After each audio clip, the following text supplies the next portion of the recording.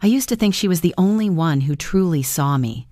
That's what I told my husband the night before everything fell apart. Funny, isn't it, how the people who smile the warmest can sometimes be the ones sharpening the knife behind your back? It all began with a cup of tea. Not the fancy kind, just the one she liked, chamomile with a bit of honey.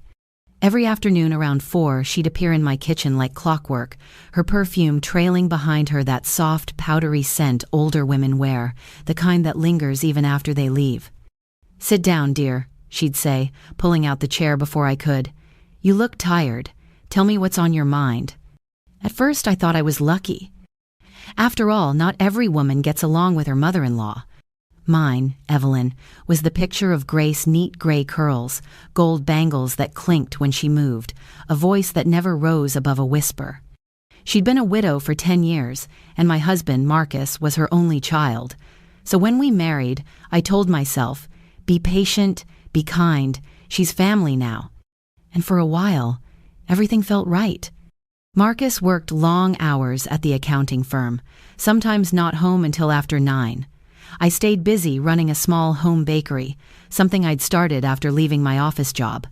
Evelyn would stop by to keep me company while I kneaded dough or frosted cupcakes. She'd hum old gospel tunes, sip her tea, and ask questions. Little ones at first harmless. "How are sales this week, dear? Is Marcus still taking his lunch breaks too short? Have you thought about saving more for Daniel's college? You know how boys can be." She'd chuckle, and I'd laugh with her. She made me feel seen, understood, like I wasn't alone in trying to hold our little world together. But looking back, those conversations weren't innocent at all. She wasn't just listening, she was collecting. Our home was small but filled with warmth, the kind of house where the smell of sugar and vanilla lingered, and you could hear the soft ticking of the wall clock above the dining table. Daniel, our son, was 16 then, polite, quiet, always studying with his headphones on. Marcus was steady, reliable, the kind of man who believed in duty more than affection. He wasn't cold, just practical. And Evelyn, she filled the silence he left behind. She'd drop by with soup when I was sick, offer to fold laundry. Sometimes she'd even stay the night when Marcus had late meetings. Everyone said she was the dream mother-in-law. And I believed it. Until the day she asked, "Do you ever feel like Marcus doesn't appreciate you enough?" Her voice was soft, careful, like she didn't want to offend, but her eyes lingered, watching me too closely. I hesitated, then laughed it off.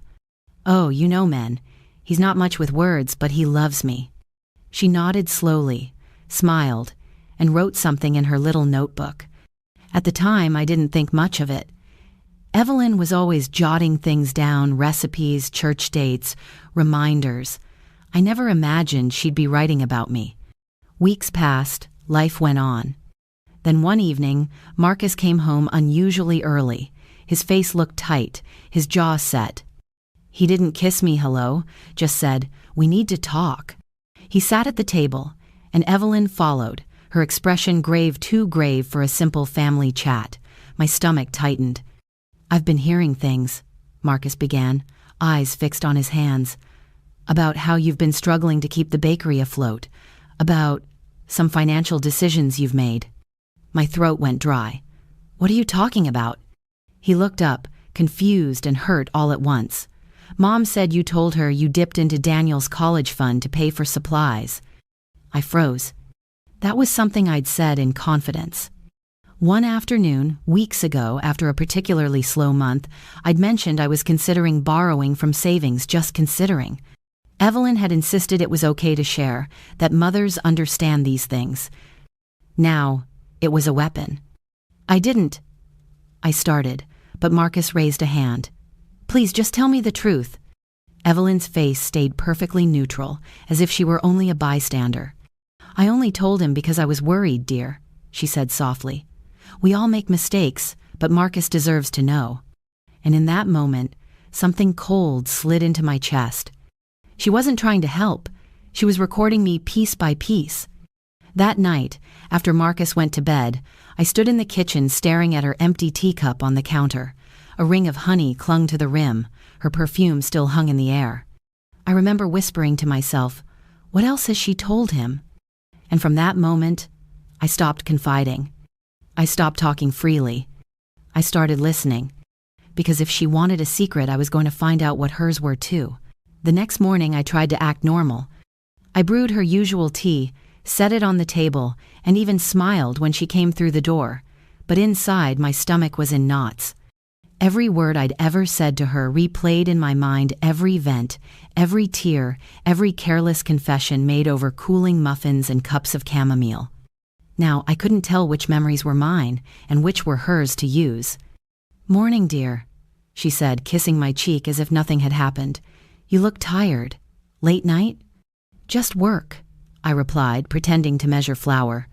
She hummed, the same low tune she always sang when she wanted to fill silence.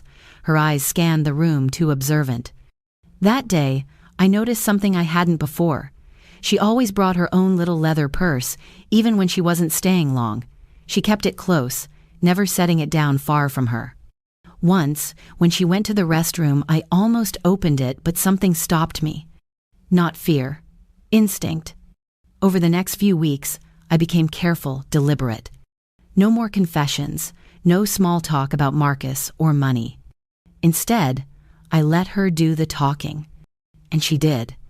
"Oh, Marcus mentioned he's been working late again," she'd say, eyes flicking to me for reaction. I'd just nod. "You know, he's under a lot of pressure. It's important you don't make things harder for him." I'd smile politely. "Of course." But the more I said nothing, the more uneasy she became.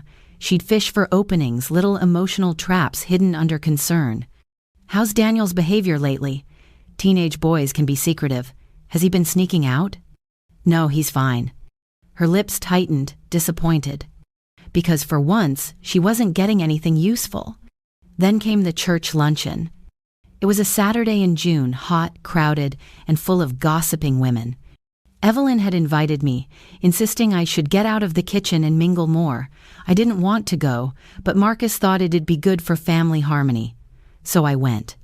Halfway through, while I was chatting with a woman from choir, I overheard something that made my skin crawl. "You know, Evelyn's such a saint, helping her poor daughter-in-law manage her little business. The poor thing's been so overwhelmed." I froze. Overwhelmed, the same word I'd used one afternoon when Evelyn had asked how I was coping with orders.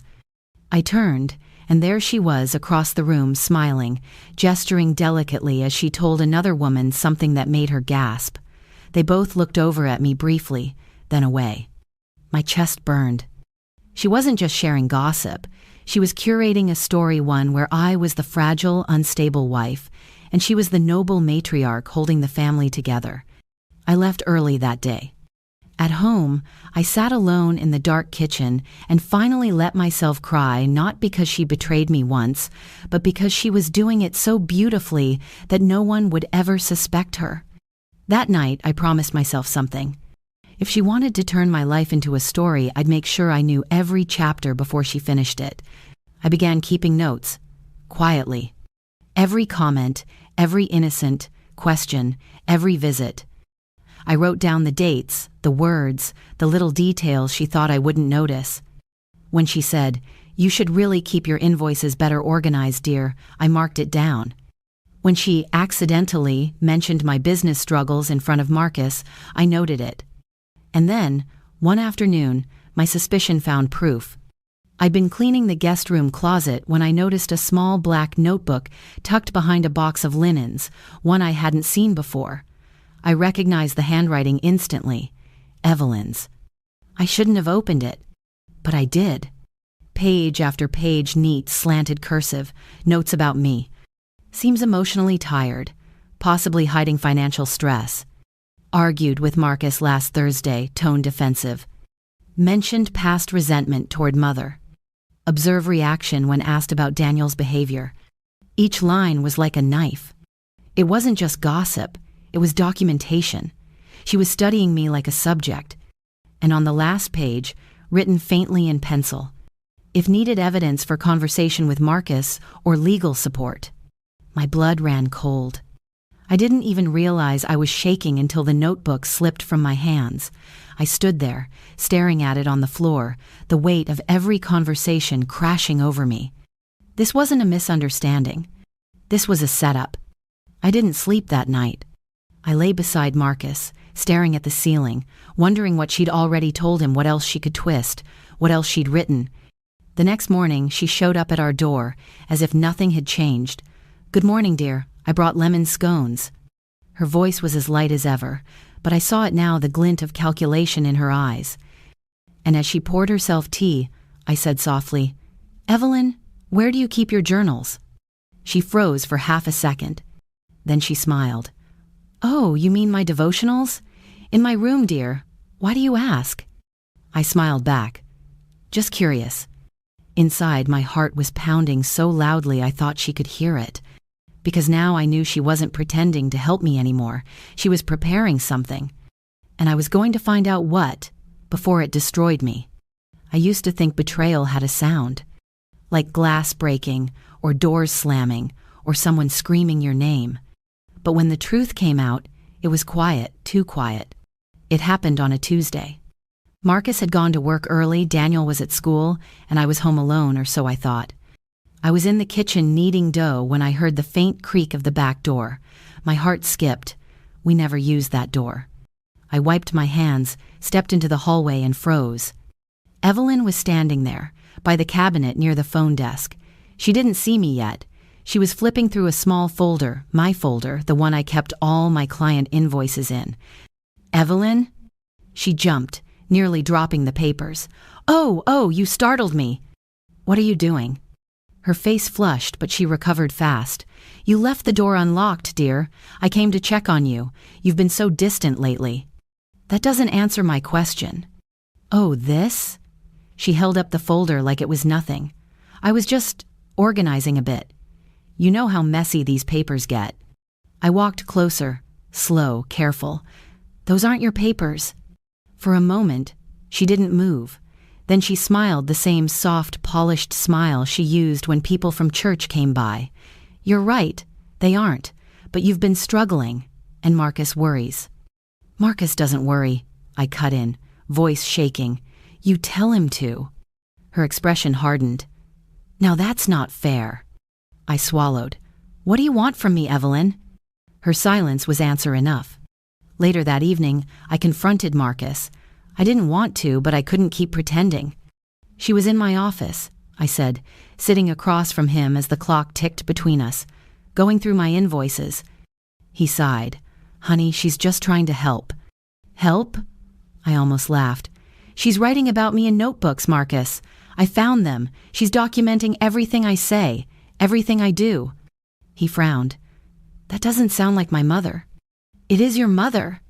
I didn't mean to raise my voice, but the hurt had been building for weeks. "She's been twisting things, telling people I'm unstable, that I can't handle Daniel or the business. You don't see it because she plays saint in front of you." He rubbed his temples, the way he did when he was done listening. "I think you're reading too much into it. She's older. She forgets things." "She's not forgetting," I whispered. "She's recording." The silence after that was thick enough to choke on. The next day, Evelyn didn't come by. Nor the next. For the first time in months, I felt the house breathe again, quiet, natural, alive. But on Friday morning, the phone rang. It was a woman's voice, calm, clipped, official. "Mrs. Harris? This is Miss King from Child Services. We received a report concerning potential neglect in your home." My knees gave out. "What?" "Your son Daniel. We'd like to schedule a visit." Neglect. The word echoed in my ears, turning my body cold. After the call, I sat on the kitchen floor and tried to remember how to breathe. Only one person knew enough about our family life to make that report sound real. Only one person could describe our home, our habits, our routines, and twist them just enough to make them dangerous. Evelyn. She hadn't just been collecting my secrets, she'd been weaponizing them. When I told Marcus, his face drained of color. "That's insane," he said. "She wouldn't." "Wouldn't she?" I whispered. He didn't answer. The visit from Child Services came 2 days later. A polite young woman walked through our home with a clipboard, asking questions about Daniel's meals, schoolwork, chores.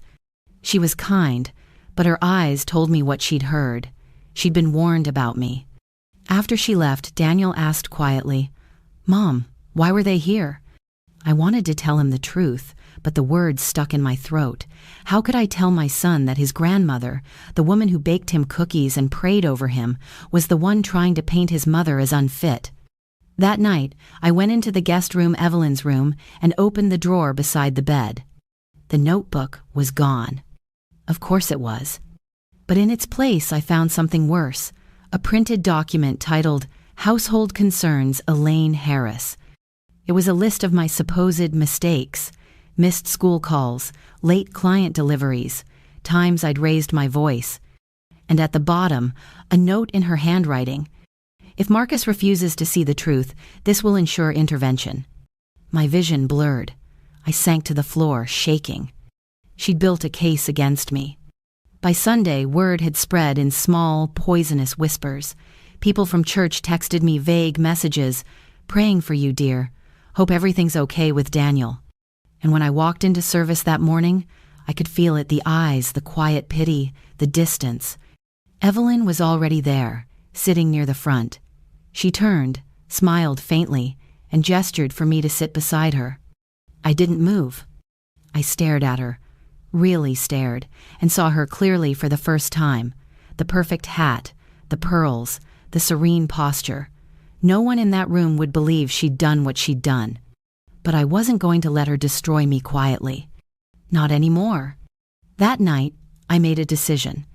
If she wanted to play the part of the saint, I'd make her confess the truth herself, on record. So I picked up my phone, hit record, and called her.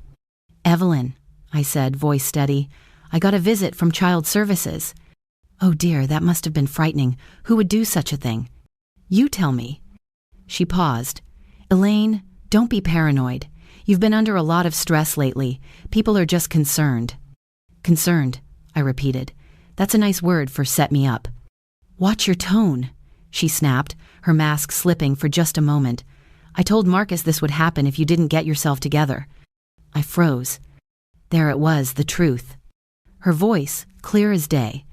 I didn't say another word. I just let her keep talking, every word, every self-righteous sentence, recorded. By the time she realized what she'd said, it was too late. I didn't sleep that night. I just sat there, staring at my phone, replaying her voice over and over. "I told Marcus this would happen if you didn't get yourself together." It was all the proof I needed. Every lie, every whispered accusation, every sleepless night I'd spent wondering if I was losing my mind, it all came down to that one sentence. She had planned it, and she had finally confessed. By morning, the world outside looked the same, but I wasn't.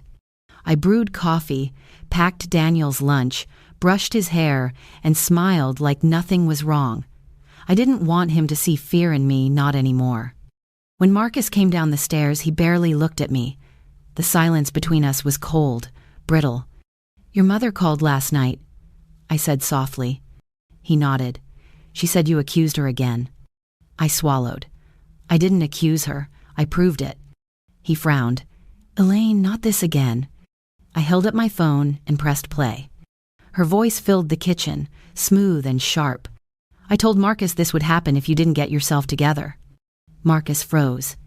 Then another line followed, one I hadn't even remembered hearing the first time. Someone had to make sure she faced the truth, even if it meant taking matters into my own hands. The silence that followed was heavier than any scream. Marcus's coffee cup slipped from his hand, shattering on the floor. He didn't move to pick it up. He just stood there, pale, eyes wide. "She said that?" I nodded. "She did." I recorded it. For a long time, he didn't say anything. Then quietly he whispered, "My mother wouldn't." But the words died halfway out of his mouth. "She did, Marcus. She called Child Services. She wrote reports. She told people I was unstable." He rubbed his forehead like he could press the truth back into denial. "She thought she was protecting me." "From me?" I said, my voice cracking. "From your wife?" The mother of your child? I wanted him to fight for me, to tell me he believed me. Instead, he just whispered, "I don't know what to do." That was the moment I realized he wasn't ready to stand beside me, so I'd have to stand alone. I called Miss King, the child services worker, and asked for a meeting. When we sat down at her office later that afternoon, I placed my phone on the desk and pressed play again. She listened in silence, pen still in her hand. When the recording ended, she exhaled slowly. "Mrs. Harris," she said, "this changes everything." Within the hour, the case was closed. My record cleared. But I didn't stop there. I took the same recording to the church board, the same group that Evelyn had whispered to, the same people who'd looked at me with pity every Sunday. I didn't shout or cry. I just played the recording and let her words hang in the air. Someone had to make sure she faced the truth. You could hear the collective gasp. When it ended, I said, "She was never protecting me. She was protecting her image." No one said a word for a long time. Then one of the elders, a quiet woman named Mrs. Carter, finally spoke. "Elaine," she said, voice trembling, "I'm so sorry. We believed her." I just nodded. "I know. She made it easy to believe." That Sunday, Evelyn didn't come to church.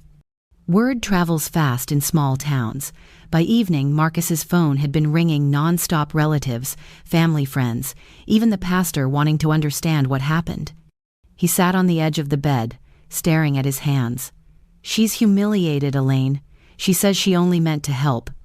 "Help?" I said quietly. "She called the state on me, Marcus." He didn't look up. "She's still my mother. And I'm still your wife," I replied. That night, he slept on the couch. The next morning, I took Daniel to school, then drove to Evelyn's house. She opened the door before I even knocked. She must have been watching from the window. Her face was pale, her eyes red. "You recorded me." "Yes," I said. She crossed her arms. "That was cruel." "Cruel?" I whispered. "Cruel is pretending to love me while you build a case to take my son away." Her lips tightened. "You were slipping, Elaine. I could see it. The business, your temper." "My temper?" I cut in. "You provoked me for months." "I did what needed to be done. You wouldn't listen." I stared at her, trying to understand the woman standing in front of me. Was this really about control? Or fear? "Why, Evelyn?" I asked finally. "Why did you need to break me?" Her eyes flickered just for a second with something almost human. "Because you were taking him away," she said. "My son. You made him forget who he was before you came along. I was trying to save him." I felt something twist inside me, sadness, anger, pity, all at once. "You didn't save him," I said softly. "You made him afraid to choose." She looked away, tears welling in her eyes. "You think you've won?" "No," I whispered. "There's no winning in this, just truth." I turned to leave, but before I walked out, I said the one thing I knew she'd remember. "You taught me how to fight with dignity, Evelyn, and that's the one thing I'll never lose." When I got home, Marcus was waiting by the door. "She told me everything," he said quietly. "About the report, about the lies." I nodded. "And?" He looked at me for a long time. "I don't know how to fix this." "You start," I said, "by seeing the truth, not the version she gave you, the one standing right in front of you." He nodded slowly, like a man learning to breathe again. For the first time in months, I saw something real in his eyes: regret. Maybe that was enough for now. But I knew one thing for sure. I would never let anyone use my kindness as a weapon again. I'd learned that help without honesty is just another form of control. And trust once broken must be rebuilt brick by honest brick. The news spread faster than I ever imagined. By Tuesday morning, the whole town seemed to know what Evelyn had done. At the grocery store, people who once turned away when they saw me now met my eyes again. Some even offered quiet smiles, hesitant, apologetic. It wasn't about gossip. It was about truth finally taking shape. But with truth comes silence, the kind that follows a storm. Marcus avoided the church that week. He said he was giving his mother space. I think, deep down, he was afraid to face what people might say about her or about us. But Daniel, he was the only one untouched by the politics of shame. He came home from school one afternoon and said, "Grandma's not answering my calls." I knelt beside him. "She's just taking time to think, sweetheart." He frowned. Did I do something wrong? That question pierced me like a blade. I hugged him tightly. No, baby, you did everything right. Children always feel the aftershocks of what adults destroy. 2 weeks passed before Evelyn reached out. It wasn't a call, it was a letter, folded neatly, hand-delivered by Marcus, who didn't say a word as he set it on the table. The envelope smelled faintly of her perfume lavender and powder, the scent I used to associate with Sunday dinners and quiet advice. Inside, her handwriting wavered, shaky and uneven. Elaine, I never wanted to hurt you. I only wanted to protect what I thought was fragile. I see now I became the one who broke it. I don't expect forgiveness. But please, tell Daniel I love him. I stared at the letter for a long time, reading it again and again. There was no apology for the lies, no mention of what she'd cost me, but there was an echo of remorse. Maybe not enough, but real. I folded it back carefully, like something fragile you couldn't throw away but didn't want to hold too long. That Sunday, I went back to church. People whispered when I walked in, but the tone was different now, not pity, not suspicion, something closer to respect. Mrs. Carter stood up after the sermon and asked to speak. Her voice trembled as she turned to me. Elaine, she said, we owe you an apology for listening to lies instead of your heart. We should have known better. I felt tears rise not from pain, but from relief. It's all right, I said softly. Sometimes people believe the loudest voice, not the truest one. There was a long silence after that, the kind that heals instead of hurts. Evelyn didn't show up that day. But later that evening, as I stood in the garden pulling weeds, I saw her car stop at the end of the driveway. She didn't step out. She just sat there for a moment, hands gripping the steering wheel, eyes fixed on the house. Then, slowly, she rolled down her window and waved. It wasn't an apology. It wasn't reconciliation, but it was something a crack in the wall she had built between us. I lifted my hand and waved back. A small gesture, but in that moment, it felt like peace trying to find its way home. That night, Marcus and I sat in the living room, the air between us heavy with things unsaid. The TV played softly in the background, the glow reflecting off the framed photos on the wall. She wants to see Daniel, he said finally. I nodded. I figured she would. He looked at me. Should she? I didn't answer right away. I thought of the pain she'd caused, the fear, the doubt, the loneliness. But I also thought of the woman who had written that letter, trying in her own twisted way to make sense of what she'd done. She's his grandmother, I said quietly. She needs to earn that place again, but I won't stand in the way if she tries. Marcus nodded. Relief flickered in his eyes, maybe the first time I'd seen it in months. Then he reached for my hand, hesitantly, as if unsure whether I'd pull away. I didn't. Thank you, he whispered. Don't thank me, I said. Just don't let her do this to anyone else. He nodded again. I won't. The next weekend, Evelyn came over. Daniel ran into her arms the second he saw her innocent, forgiving, unscarred by betrayal. She hugged him so tightly that even I felt the ache in her chest.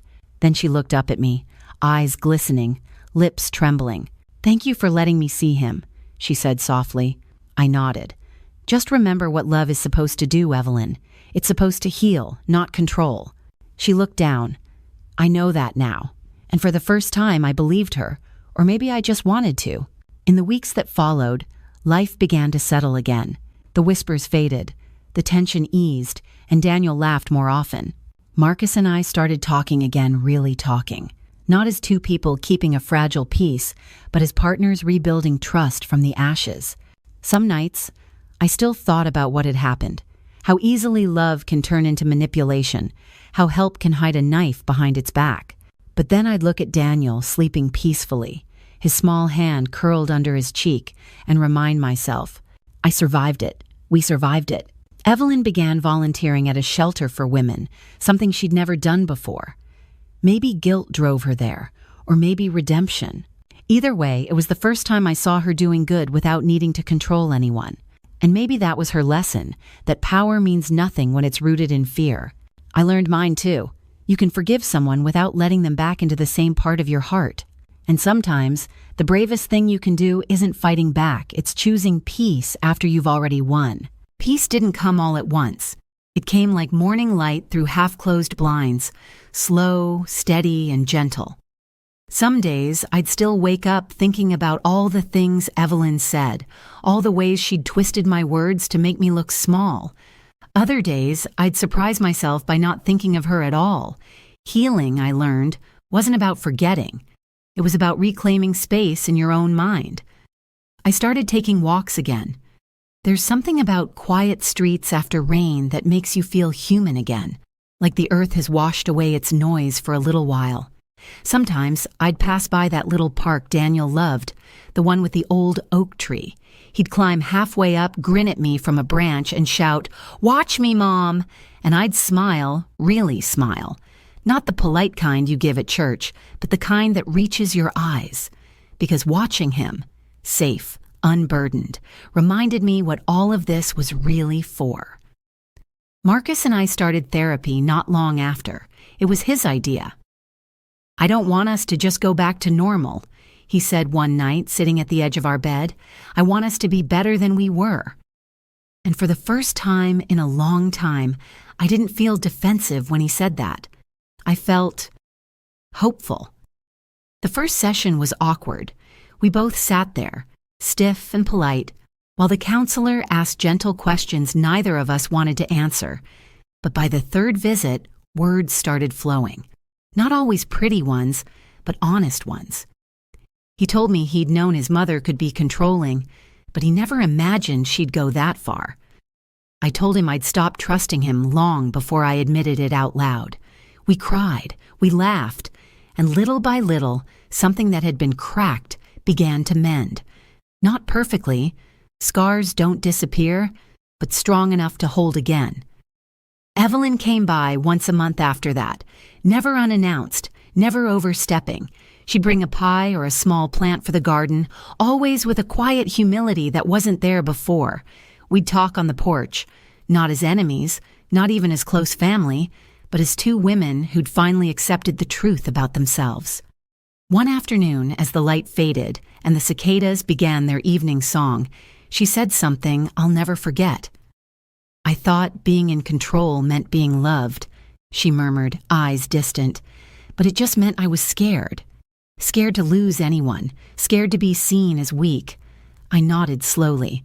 Sometimes love looks like protection.